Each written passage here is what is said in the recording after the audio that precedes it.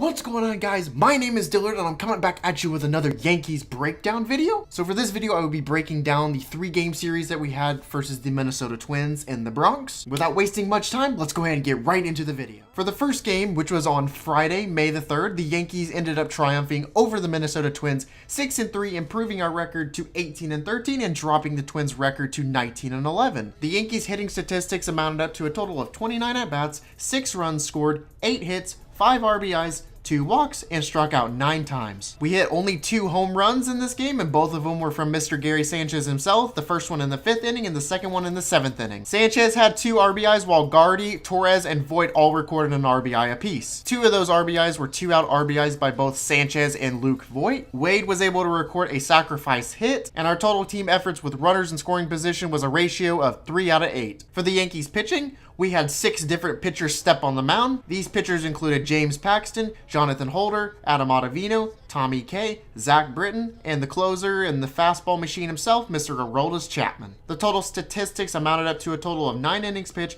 gave up 4 hits, 3 runs, 2 earned runs, 4 walks, struck out 8 batters, and gave up 1 home run. The total pitch count was 164 pitches, with 99 of those total pitches being called strikes. And Mr. Jonathan Holder recorded the win, improving his record to 2-0. For this game, I definitely have to give the MVP to Mr. Gary Sanchez. He has been absolutely outstanding this year with 11 home runs, a batting average of .274, an on-base percentage of .361, a slugging of .753, and an on-base percentage plus slugging of 1.115. He also happens to have an OPS plus of 186 and a WAR of 1.1. The second game of the series, which was on May 4th, a Saturday, the Yankees dropped to the Twins 3-7, dropping our record to 18-14 and improving the Twins' record to 20-11. For the Yankees hitting, we had a total of 32 at-bats, drove in 3 runs, had 7 hits, 2 RBIs, 4 walks, and struck out 9 times. Gardner was able to record his 5th double of the year. Sanchez was able to record his 11th home run, which was hit in the 8th inning off of Mr. Parker. Both LeMahieu and Sanchez recorded an RBI apiece. One of those RBIs happened to be a 2-out RBI by Mr. DJ LeMahieu, and our total efforts with runners in scoring position was a ratio of 2 out of 6. For this game, we had 4 different pitchers step onto the mound. The 4 pitchers were Joe Harvey, Jay Happ, Tarpley, and Barrett. Our pitchers pitched a total of 9 innings, gave up 12 hits, 7 runs, 6 earned runs, 2 walks,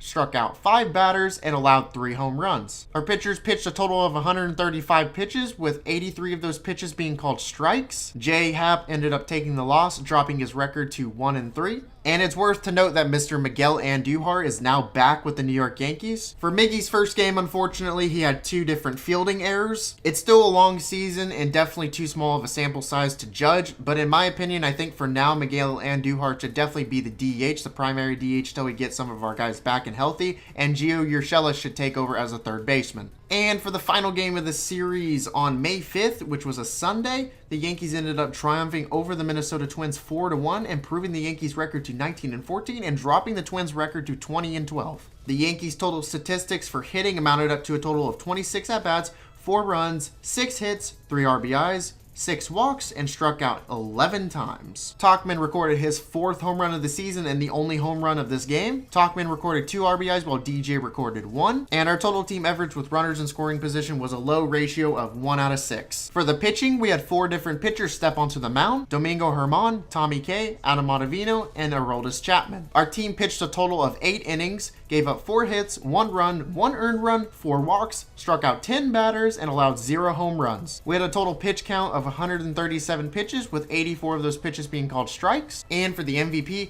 I definitely have to give it to Mr. Domingo Germán. He pitched absolutely outstanding, pitching 6.2 innings, gave up 4 hits, 1 run, 1 earned run, walked 3 batters, and had 7 strikeouts. He also pitched a total of 108 pitches, and 69 of those pitches were recorded strikes. With this game over, Domingo Germán has pitched a total of 38.1 innings pitched this season, given up 22 hits, 12 runs, 10 earned runs, 2 home runs, 12 walks, and has struck out 39 batters. He has now lowered his whip to 0.89 and has lowered his ERA to a 2.35. So if you didn't watch the game, you're probably wondering how in the world we had 8 innings pitched but ended up winning the game. This is due to the fact that the rain actually came in the 7th inning and it started pouring down enough that the umpires decided to delay the game. After an hour or so, or at least it seems like an hour of me just staring at my computer screen waiting for them to turn back the game on, they decided to call the game in the 8th inning. Like always, I hope you guys did enjoy the video. If you did, make sure you do comment and leave a like and subscribe and click that notification bell. It means the world to me. With that being said, I hope you guys have a fantastic day. See you guys later.